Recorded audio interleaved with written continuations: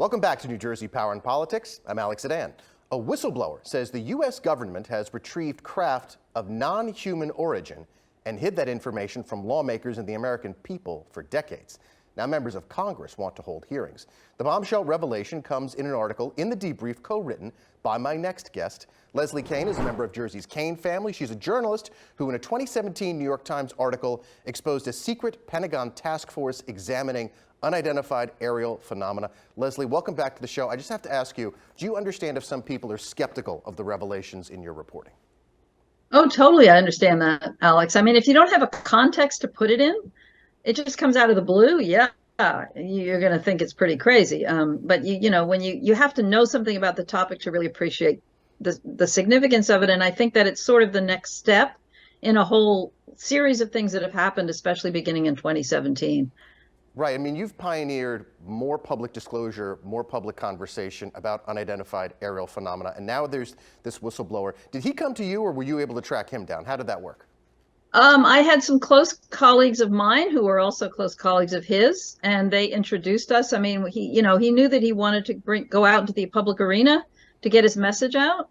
And for the print part of that, he asked me to do it because of the history I've had reporting on this topic. So I was introduced to him through people that knew him and also knew me. That's how it happened. It was in early March that I first spoke with him. So his name is David Grush. He's a longtime intelligence official.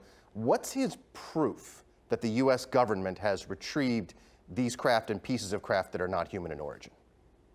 Well, I don't know if we can say that he has proof, Alex. I mean, proof is a very, very strong word. And unless, he can bring out the physical material himself or show detailed photographs of it or scientific studies of it, that go pages and pages and talk about how they've determined it's of non-human origin, we don't have proof. And what he has provided is tools for the Congress to find that proof. So he has given them information that would lead them to where these programs are and so that they can investigate and find out who runs them and what they have. But proof is a very strong word. And I think that's one reason why the Congress wants to hold hearings. They want to get to the bottom of this. And the other thing to mention, Alex, is that anything along the lines that you just mentioned, which could be considered proof, would be classified.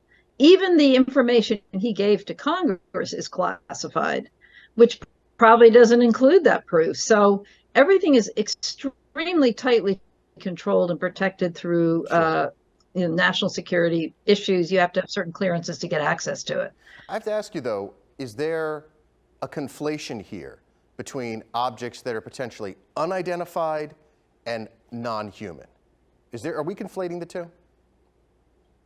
I don't think so, because he is making the very clear point, and that's what makes this so extraordinary, is that there are objects in the possession of these programs that have actually been determined through scientific study not to be of human origin.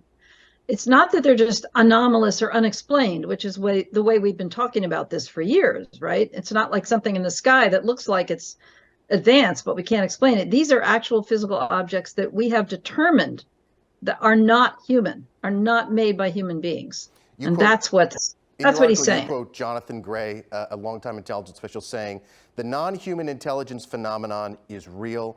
We are not alone. Retrievals of this kind are not limited to the United States. This is a global phenomenon." So, two parts. First, is he overstating it, Mr. Gray?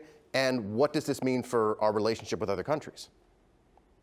Well, I mean, as far as I'm concerned, he's not overstating it. I know Mr. Gray very well, and I know the kind of work he does, and I don't believe that anything he says is not absolutely accurate. But nonetheless, my job as a reporter is to just tell you what these people are saying. These are what they're telling me and my colleague Ralph Blumenthal, and we're putting it out to you, and you can relate to it however you want. And I think the big question is what needs to happen next. I mean, you're right. We have a lot further to go before we can accept all of this.